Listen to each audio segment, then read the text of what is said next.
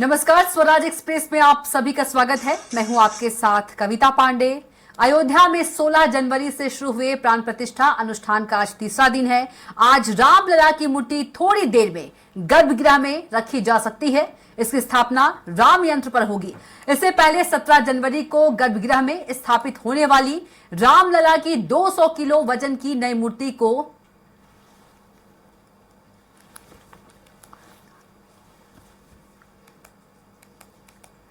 जन्मभूमि मंदिर परिसर में लाया गया था। इस दौरान मूर्ति को परिसर भ्रमण कराना था, लेकिन भारी होने के कारण इसकी जगह रामलला की 10 किलो की चांदी की मूर्ति परिसर में घुमाई गई। बता दें कि अयोध्या में 22 जनवरी को श्री रामलला की प्राण प्रतिष्ठा होगी।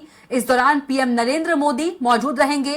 राम मंदिर के पुजारी संतोष तिवारी ने गुरुवार सुबह रामलला के आसन की पूजा की। यहीं दोपहर में रामलला की मूर्ति को स्थापित किया जाएगा। इसे मकराना के श्वेत संगमरमर से बनाया गया है। बता दें कि रामलला के प्राण प्रतिष्ठा को लेकर चल रहे अनुष्ठान के अंतर्गत बुधवार को 1:15 बजे के निर्धारित मुहूर्त में मां सरयू का विधि पूर्वक पूजन कर उन्हें भी स्नेह निमंत्रण दिया गया। मां सरयू को रामलला की बड़ी बहन माना गया है। महाराज रघु के आग्रह पर महर्षि वशिष्ठ ने ब्रह्मदेव को प्रसन्न कर उनसे सरयू को प्राप्त किया था।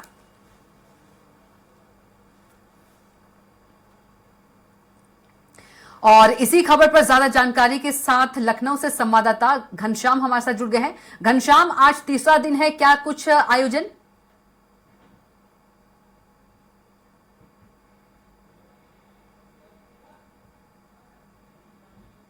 तारीख को प्रायश्चित अनुष्ठान से शुरू हुआ था, कर्मकुटी की गई थी। दो महत्वपूर्ण पूजा जो शुरुआती दौर में होता है उसकी शुरुआत की गई थी। अब आज तीसरा दिन है। आज जो गर्भगृह है, जहाँ पे विग्रह है, जहाँ प्राण प्रतिष्ठा होना है, वहां पे भगवान रामलला की प्राण प्रतिष्ठा, जहाँ पे मूर्ति स्थापित होनी है, वहां पे अब लाया जाएगा। इसके पहले कल की अगर बात कर लिया जाए तो पहले दिन प्रायश्चित अनुष्ठान, कर्मकुटी अनुष्ठान, यानी भगवान विष्णु को पूजा पाठ किया जाता है। प्रायश्चित में ये पूजा पाठ किया जाता है कि अगर मुझसे कोई जाने अनजाने में गलती हुई हो तो भगवान मुझे माफ कर दे, ताकि वो विशुद्ध रूप से भगवान के प्रति आस्थावान हो जाए, वो शुद्ध हो जाए।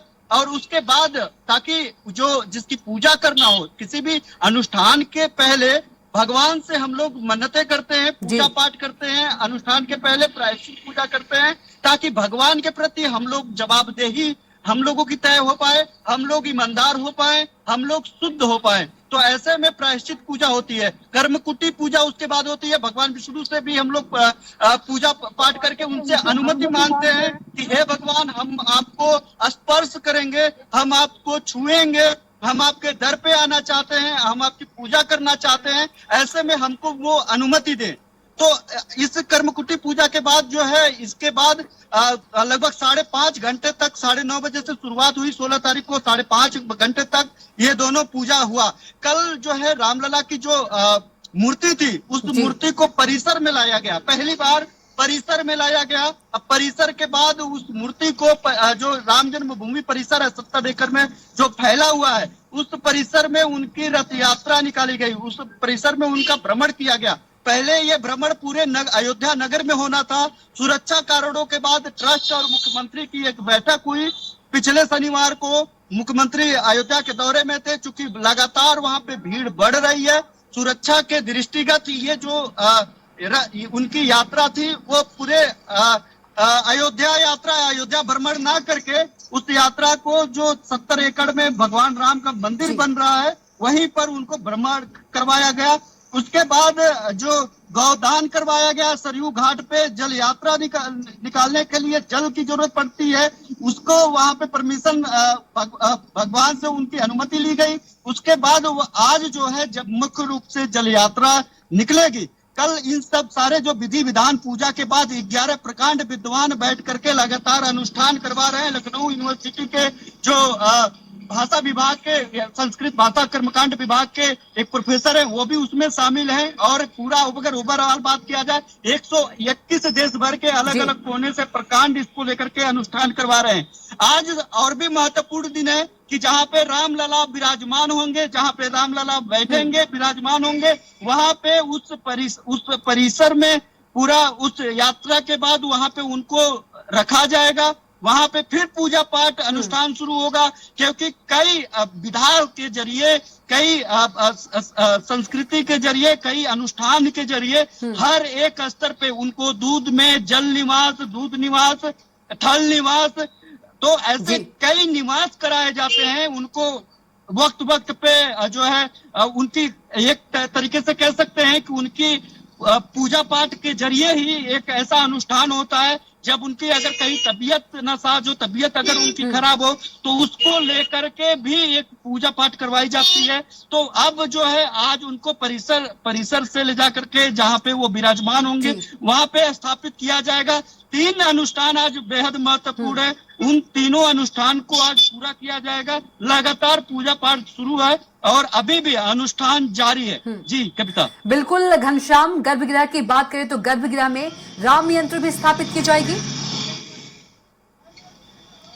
बिल्कुल, गर्भगृह में जो योगी राज के द्वारा जो मूर्ति चुनी गई थी कर्नाटक से, वो परसों आ गई रात में। परसों के बाद कल उनको जो है पहले चरण का जो भी अनुष्ठान था वो पूरा हुआ। आज उस गर्भगृह में ही वहां पे रखा जाएगा और वहां पे रखने के बाद ये जो अनुष्ठान का ही एक अंग है ये, कि वहां पे भगवान को कहाँ विराजमान करना है, इसके लिए भी भगवान की अनुमति जरूरी होती है। उसके लिए अलग अलग विग्रह पूजा होता है, अलग अलग अनुष्ठान होता है, अलग अलग विधि विधान बने हुए हैं। उसे कर्म कांड के जरिए, धर्म के जरिए, उसे पूजा पाठ मंत्रोच्चारण के जरिए हम लोग भगवान से अनुमति मांगते हैं। वो जो प्रकांड विद्वान होते हैं, अनुमति के बाद जब उनको वहां पे जहाँ प्राण प्रतिष्ठा होना है, जहाँ पे विग्रह पे वो विराजमान होंगे, वहां पे रखने के बाद भी ये पूजा चलती है। तो उससे पहले एक बड़ी प्रक्रिया है, एक लंबी प्रक्रिया है। और सबसे बड़ी बात है, इस बात के बारे में बीएचयू के जो इतिहास और बीएचयू के जो पुरातत्व और जो प्राचीन इतिहास के जो वहाँ के प्रोफेसर है, उन्होंने कहा कि 400 सालों के बाद पहली बार भारत में, या यूं कहे कि भारत ही एक सनातन धर्म बाहुल्य देश है, तो पूरे दुनिया की बात हम लोग कह सकते हैं कि 400 साल बाद पहली बार इतना बृहद अनुष्ठान राम मंदिर श्री राम लला के लिए किया जा रहा है। तो आप समझ सकते हैं कि हर उस कड़ी को, हर उस बिंदु को, हर उस महत्वपूर्ण अंग को शामिल किया जा रहा है, जिससे रामलला के इस प्राण प्रतिष्ठा को बड़ा भव्य, दिव्य और सात्विक धार्मिक मामले में बेहतर से बेहतर किया जा सके। तो ऐसे में पहले जिस तरीके से हम लोगों ने देखा कि लगातार जो कौन कौन पुजारी उसमें शामिल होंगे, कौन कौन लोग प्रकांड विद्वान उसमें शामिल होंगे, कहाँ कहाँ से उस पूजा में शामिल होने के लिए जो वस्तुओं की जरूरत होती है, चाहे वो रामलला के पूजा पाठ में जो सामग्रियां जो उसमें यूज होती है, जो उपयोग होती है, वो कहाँ से आएगा। जब आएगा तो उसके लिए एक, यानी कविता एक बात समझिए कि उसको पहले बिंदु से लेकर के, यानी रामलला की प्राण प्रतिष्ठा के लिए पहले बिंदु मतलब राम मंदिर बनेगा, उसकी जो है शिलान्यास होगा, और अब तक पूरा एक का पालन किया जा रहा है। पूरे धार्मिक जो भी पूजा पाठ होती है उसका प्रयोग किया जा रहा है, उसका उपयोग किया जा रहा है, और हर मंत्रोच्चारण के जरिए उसे शुद्ध पहले किया जाता है।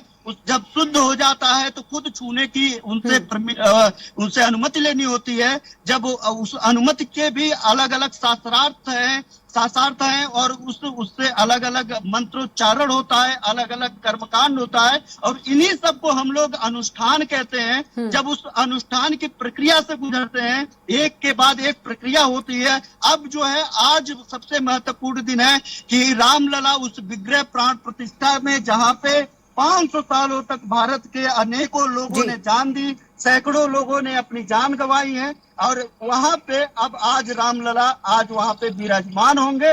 हालांकि विराजमान होने के बाद भी ये 21 तारीख शाम तक अनुष्ठान, अलग अलग अनुष्ठान चलता रहेगा।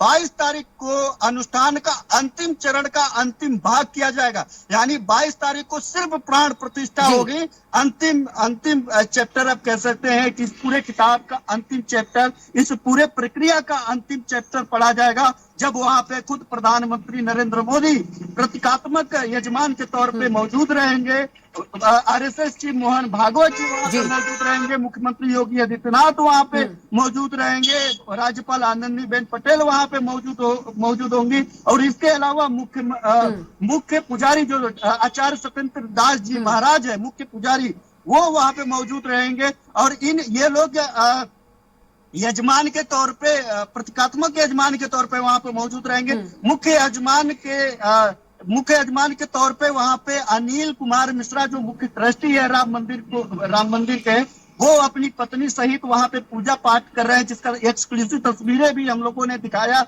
अपने टीवी स्क्रीन के माध्यम से कि वहां पे मुख्य यजमान के तौर पे, चूंकि गृहस्थ होना बड़ा जरूरी होता है, ऐसे में जो मीडिया, सोशल मीडिया और तमाम जगहों पे ये जो मैसेज कन्वे किया गया कि आखिरकार किस रूप में किस बाबत खुद प्रधानमंत्री नरेंद्र मोदी यजमान पे बैठ सकते हैं, चूंकि इसके लिए गृहस्थ, मौजूदा वक्त में गृहस्थ होना जरूरी होता है। तो वो भी अब तस्वीर साफ हो गई, दुनिया को पता चल गया कि जो मौजूदा वक्त में पूरे पूजा पाठ में जो यजमान होंगे वो अनिल कुमार मिश्रा। बिल्कुल घनश्याम, किसी तरह की कोई चूक नहीं होनी चाहिए, इसलिए विशेष ध्यान रखा जा रहा है प्राण प्रतिष्ठा की तैयारी का। और आपका बहुत ही धन्यवाद तमाम जानकारी साझा करने के लिए। वहीं पीएम मोदी ने आज श्री राम जन्मभूमि मंदिर पर स्मारक डाक टिकट जारी किए। पीएम ने इसी के साथ दुनिया भर में भगवान राम पर जारी टिकटों की एक पुस्तक जारी की। इस डाक टिकट पर अलग अलग डिजाइन भी बने हैं। डिजाइन में राम मंदिर चौपाई, मंगल भवन, अमंगल हारी, सूर्य, सरयू नदी और मंदिर और ऐसी ही कई मूर्तियां शामिल हैं।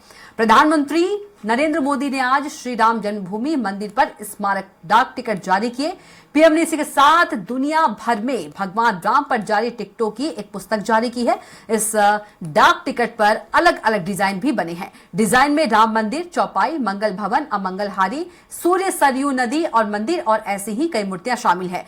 पीएम के द्वारा जारी डाक टिकट में कुल 6 टिकटें हैं, जिनमें राम मंदिर, भगवान गणेश, भगवान हनुमान, जटायु, केवटराज और मां शबरी की तस्वीर शामिल है।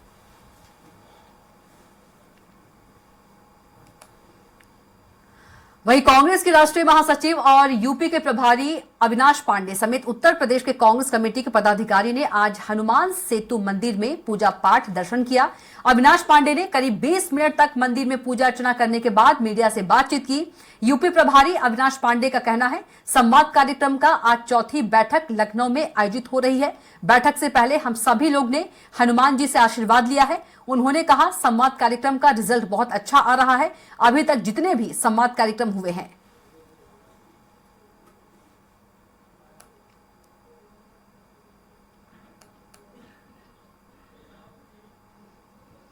मर्यादा पुरुषोत्तम भगवान श्री राम की जन्म स्थली अयोध्या में प्राण प्रतिष्ठा कार्यक्रम को लेकर जहां तैयारियां जोरों पर हैं, वहीं विदेश से आने वाले श्रद्धालुओं भी श्री राम के भजनों पर झूमते गाते नजर आ रहे हैं। वीडियो में आप देख सकते हैं कि राम जन्मभूमि मार्ग पर विदेशी महिला किस तरह से भक्ति में होकर रघुपति राघव राजा राम के गाने पर झूमती हुई नजर आ रही हैं।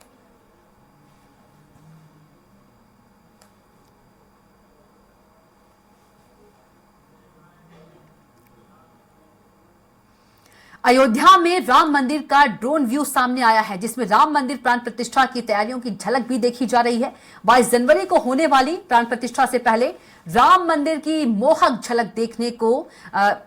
झलक लोगों को आकर्षित कर रही है। ड्रोन से कैद राम मंदिर और अयोध्या शहर की वीडियो सोशल मीडिया पर भी वायरल हो रही है। देखिए राम मंदिर और अयोध्या का ड्रोन व्यू।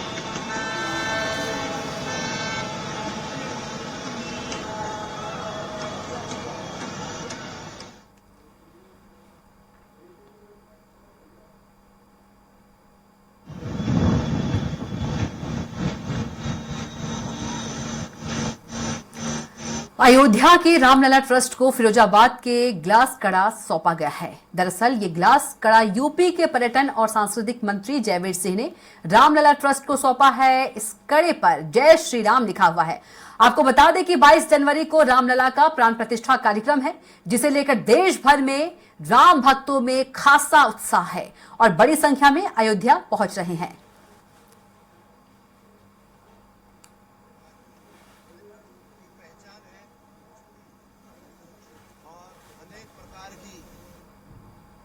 के प्रतीक की चूड़ियां वहां बनती हैं और भारत ही नहीं सारे विश्व में वो जाती है।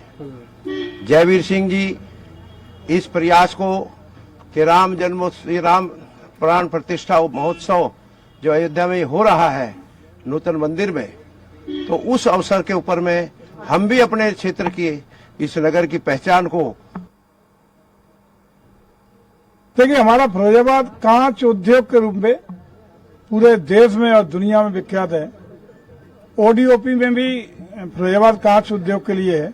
वहाँ के हमारे आदरणीय नानक चंद जी, आदरणीय हमारे आनंद अग्रवाल जी और वहाँ के जो चूड़ी के उद्योग हैं, इन लोगों ने मिलकर के इन चूड़ियों को भेजने का काम किया है।